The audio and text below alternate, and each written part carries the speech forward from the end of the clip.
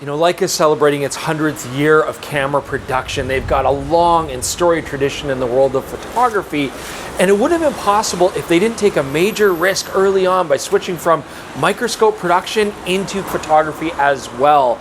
And that risk paid off, but now I'm holding in my hands the brand new Leica M EV1, and this represents another monumental risk that Leica is taking, because this is a rangefinder camera without the rangefinder. They're replacing that whole mechanism with an EVF, and this is going to polarize a big part of the community, because having a rangefinder is part of the charm of the M system, and by getting rid of that, are we losing something here? Is this more toy? Is this a gateway drug into an M series rangefinder? Is it going to find a market? I'm Chris Niccolls, this is PetaPixel, and that's exactly the questions I want to answer today. So one of my favorite features of the latest Leica M11P camera is its 256 gigs of built-in storage, but the Leica M EV1 is based on the older M11 body and still very functional, but it only has 64 gigs of built-in storage. This becomes a nice backup, but it's not enough to rely on for a multi-day shoot. So I'm gonna need a good SD card. It takes UHS 2-speed cards, and this is my go-to SD card. In fact, I find myself reaching for the OWC Atlas Ultra 256 gig SD card for pretty much every camera that I use. And what's nice about this is I put it in pretty much every brand of camera now, and I haven't had any compatibility issues. And they're also incredibly fast. These are V90 speed cards. They'll read up to 300 megabits per second and write up to 250 megabits per second. So even when this card is faster than the camera that I'm using needs, I know that this isn't going to be the speed bottleneck at all. I also really like the accompanying Innergize software. This app lets me check the health of my card, make sure it's running properly, make sure there's no corrupt sectors. And I also like that I can delete everything, format everything reliably on the card using this software, so that if I'm mixing and matching between different brands, I'm not gonna have issues with file structure problems or anything like that. Lastly, the Innergize software lets me keep the firmware up to date, so I know that whatever camera I put this in, it's gonna be as compatible as possible. I really do depend on the Atlas Ultra from OWC. These are fantastic cards, and if you wanna check these out for yourself, click the link in the description below or check out OWC.com. So where do we find ourselves for this camera launch? Well, we're actually in Italy, in the beautiful town of Alba in the Piemonte area. Leica have brought us out here. They've flown us out here to see the launch of this camera, but as usual, it's not gonna influence what we say or think about this product. I do wanna mention that this is almost final. There's a couple bugs. It's still a little bit pre-production when it comes to the firmware, but I think we have enough here that we can review it and talk about it.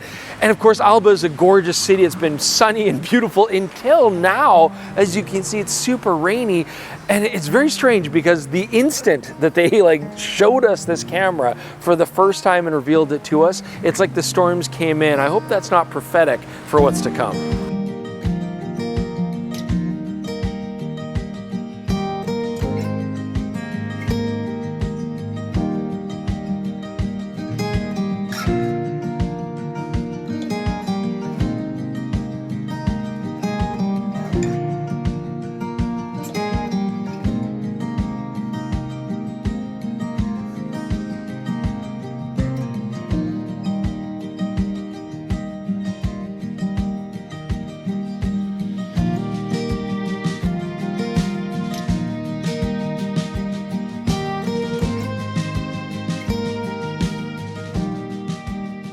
I should probably point out that this is not a weather sealed camera.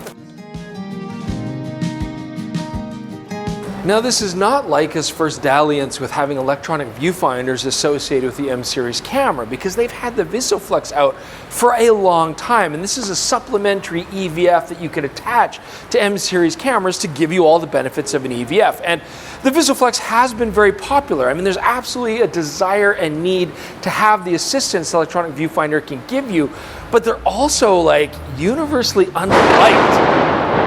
I mean, geez, as you can hear, even the weather is not very happy with the VisuFlex. So why then make an M series camera specifically with an EVF here? Well, I think there's a couple reasons that we have to consider. I think before we have this conversation, we have to consider also other cameras in the lineup, like the SL series and the Q series, because those give you the same kind of Leica quality and the look of the lenses and the look of the film profiles, but they give you a very different shooting experience than an M series camera.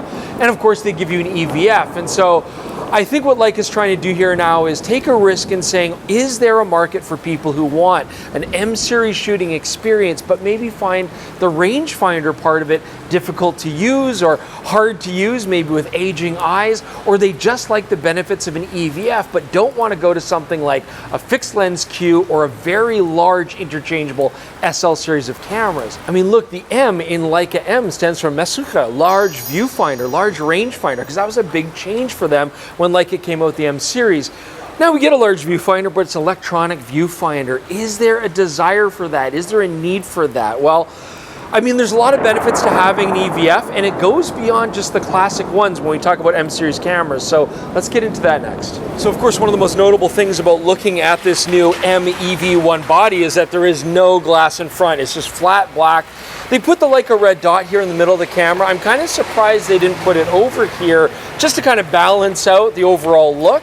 But this is where the EVF is going to be housed, and this is the same 5.76 million dot EVF that we find in the Leica Q3, slightly modified just to fit within this new housing. And I mean, that's a nice EVF. It's bright enough, we get good resolution and sharpness, so I'm able to do things like manually focus without having to necessarily punch in. And I mean, that's going to be so critical to the experience of using this. Now, of course, the EVF also gives me big benefits, like being able to see my exposure as I'm shooting, being able to preview if I'm using a black and white mode or a color mode, you know, see the bokeh that my lens is going to give me at a given aperture, get things like what's my exact composition without having to worry about any sort of parallax issues. And the interface is very straightforward. I mean, it's a very similar experience to what we would have used on other Leica M series rangefinders, but how we utilize is a little bit different because we still have the lever here for selecting frame lines, or at least that's what it used to do on a rangefinder camera. Here, this becomes a multi-function customizable control system. So I can push it in towards the lens to do one function or pull it away to do another. And how I've got mine set up is pushing in gives me my punch in focus. I can then use the back dial to really zoom in and get fine detail focus, or I can pull it away to do peaking. But again, I could also customize that to do digital zoom. You cannot customize it though as of yet to do any other sort of functionality. But this EVF also addresses some challenges that we've classically had on M series cameras. I mean, for example, if I'm using ultra wide lenses or extreme telephotos or like adapted R series glass in those ranges, I won't necessarily have frame lines to go with those fields of view. So with an EVF, that's a moot point. I mean, I get my coverage, I can see exactly what the lens sees. I can see things like bokeh, I can see things like compression, perspective, field of view are all 100% retained, and that can be really nice. Or if we want to do something like macro work or even just really close-up portrait work and stuff, when you get to those very close ranges, it can be very challenging to get proper focus, even with parallax adjusting frame lines, and it takes a lot of experience to know exactly how to frame and what you're going to get with those lenses. With an EVF, all that guesswork is gone. There's another challenge that we often find with M series rangefinders. That comes down to focus accuracy with very shallow depth of field lenses. So I'm using a 75mm 1.4 here a little bit, and that's got shallow depth of field, or maybe you're going to break out your Noctilux or something like that. And basically focusing with a rangefinder is about focusing in a central position and then recomposing. And there can be some loss of distance when you do even those subtle movements. It can be very hard to get perfect accuracy right where you want it. So one of the real advantages of an EVF is, first off, I don't have to focus in the center. I can make my composition how I want it and still focus the subject, whether they're in the center or the edges, the corner, whatever. As well, being able to punch in and really ensure focus means a much higher hit rate and success rate when I am shooting those very shallow depth of field lenses. So sure, if I'm walking down the street with a wide angle doing hyperfocal, it's not going to change your world much. But when you are doing that shallow depth of field stuff, this can be a real benefit. Okay, so obviously we know the EVF is a different thing, but what about the rest of the camera? Well, this is essentially a Leica M11 camera, but it does have some interesting changes that I want to point out. So first off, it does have a really nice feel. I mean, to me, this still feels prestigious. It still feels beautiful. It's a very handsome camera design, but it's actually 82 grams less than the M11 weight, which brings it down from about 542 grams to 460. I mean, that's a significant weight savings, and certainly this camera does feel lighter in the hand. Some people are going to like that. I certainly appreciate it, but other people might feel that it makes it feel more like a toy or a little bit cheaper. Another interesting thing that they've done design-wise is the leatherette here is the same diamond pattern that we actually see on the Leica Q, and it does absolutely make it a little bit Q-ish. It kind of makes, feel a little bit more like this is a Leica Q body in a way. So that was an interesting design element. But considering that from the top plate down, this is an M11 camera, that means we get the excellent 60 megapixel sensor. I like the dynamic range and I like the resolution that I get out of it. We have the same burst rates. It takes a single UHS-2 SD card slot. We also get the Leica SCL7 battery from the M11. And this is a great battery. I mean, it normally would give us about 700 CPA rated shots on an M11 body, but that's with a mechanical rangefinder. We are screen dependent here, and Leica can't give us direct numbers, but we're absolutely going to lose some longevity in the battery because we're now relying on that electronic viewfinder. The last thing I want to make note of is, although Leica did go back to a slightly older body with the M11 choice here, it does actually have C2PA content authenticity, which is a fantastic feature to have now in this latest body. Well, I don't think this weather is going to stop anytime soon, but luckily we do have a couple days here in Alba. Hopefully tomorrow's a little bit clearer.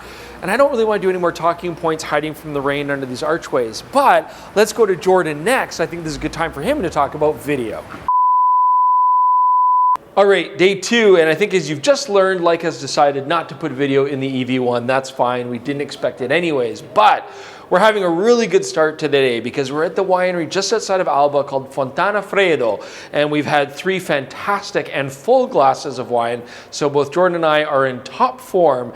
Or maybe it'll be a disaster, but the nice thing is we've talked about all the technical stuff. So today what I really want to focus on is what is the experience like using the M EV1 with this EVF, and does it really change things? Okay, so now we're coming to you from this moldy tunnel built in the mid-1800s. It's very cool.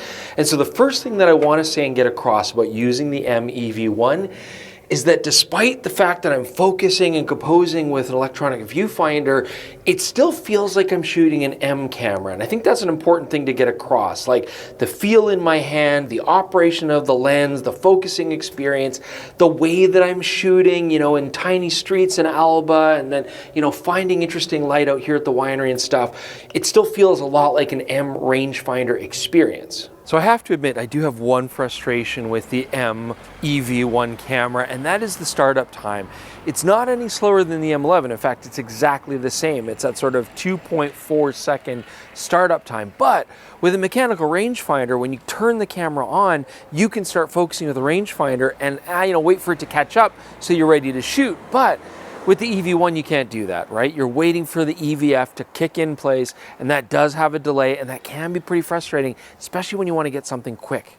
So we're doing a walk and talk here. Jordan walking backwards is a tenuous proposition at the best of times. After 3 glasses of wine, maybe he's better, I don't know, but he's actually manually focusing. He's using M glass with an L adapter. So I hope his hit rate's good, and that's what I want to talk about next, is just hit rate. So using a rangefinder, sometimes your hit rate is a little bit off. Just trying to get focus in time with moving subjects can be a little bit tricky, but you kind of get a feel for it.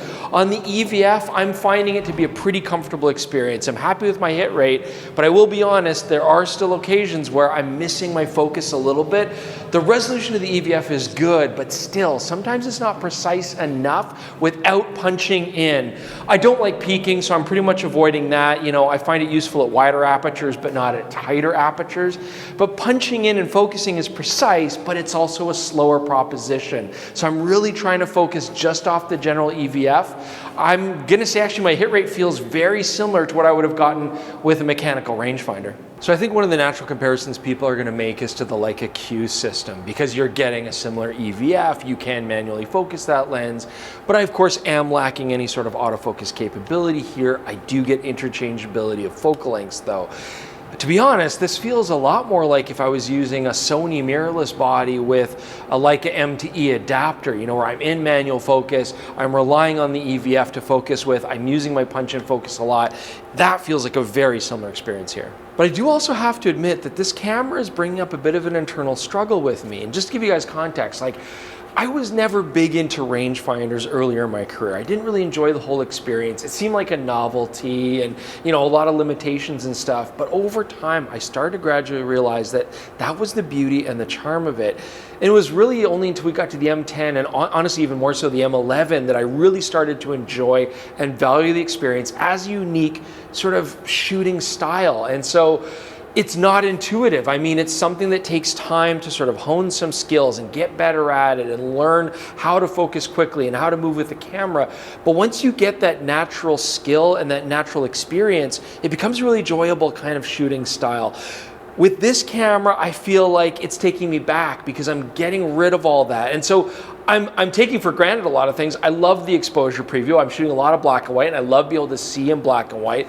I love being able to have my composition be exactly what I'm envisioning and all this kind of stuff. But at the same time, it's not that same rangefinder experience. And part of that charm is missing here. Now, I think it is still important to get across this point though, because this camera is not trying to replace a rangefinder experience. That's not the goal here.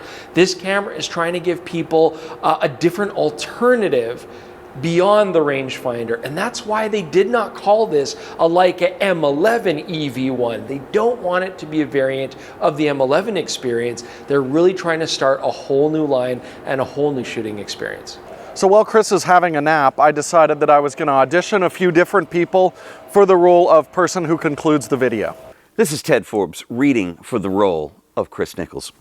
Hey guys, we're here in beautiful Italy. Garbage!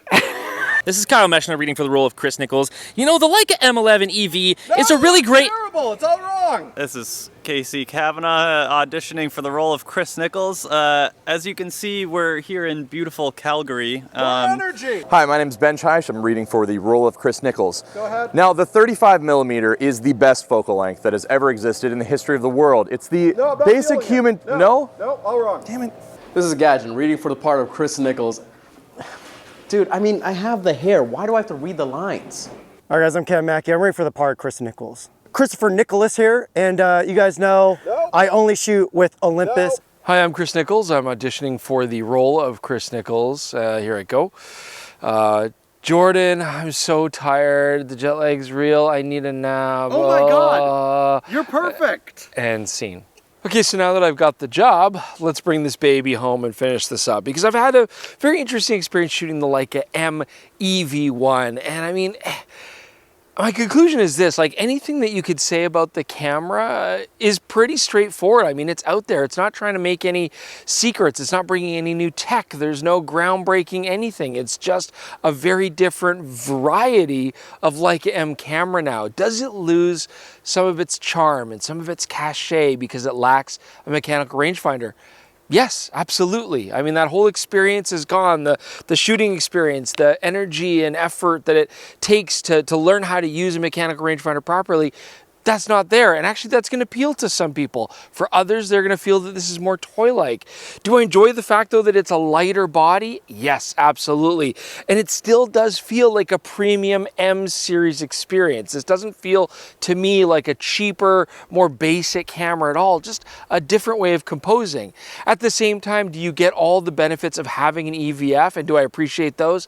100%. I really enjoyed having my preview, and I like composing without having to worry about frame lines. And you know, it brings a lot of convenience, but it also brings a lot of utility, especially if you want to start using lenses that are typically quite challenging for Leica M cameras. So this actually has a lot of versatility. It's not losing anything. In fact, in a lot of ways, it's actually gaining some capability over the classic rangefinder series M's. Now, the fact that this camera is a little bit more affordable than the M11 and the M11P is going to be a factor to some degree. I think there'll be a small customer base that see this camera as a more affordable way to get into the system. You know, maybe their eyes just aren't very good anymore, or they find the rangefinder a little bit daunting, and certainly it'll find some market there. But at the same time, I do feel like the M EV1 isn't quite going to have the collectability factor that a lot of the rangefinder series have. And I think it'd be hard pressed to try to show that cachet. I mean, time will tell in the future whether this variant keeps going, how popular it's going to be, and whether we'll see some other versions of it. I mean, that's something we're gonna have to wait for in the future. But I actually do think that the people who are gonna find the most utility out of this are not the people who are struggling to use a rangefinder or just want an easier experience. I actually think working people, like working professionals that use M on a regular basis, you know, maybe for portrait shooting or studio shooting, might actually find this incredibly useful. They might find a lot of utility in what an EVF style camera has to offer, while still giving them the experience that an M series and its smaller body design gives them, and letting them use glass in ways that they might not have been able to use it before. So that about does it for our trip here to Italy, and it's been a beautiful experience. It's been a really cool country to visit. Big thank you to Leica for making this possible for us. And big thanks to all my friends, especially the ones that didn't try to steal my job, but also the ones that did try to steal my job. I mean, it's always nice to see everybody again on these trips. And I guess if I need to nap for 45 minutes, Jordan will try to replace me. We've learned that now. So that's something I'm going to keep right in here going forward. Guys, leave your comments below. Let us know what you think about this interesting and absolutely polarizing camera from Leica. And do check out the PetaPixel podcast, because we are for sure going to be talking about this and everything this represents and what it might change in the industry on the podcast. So we'd love for you guys to join us there. You can watch it on this exact same channel or just listen to it on all your favorite podcasting apps.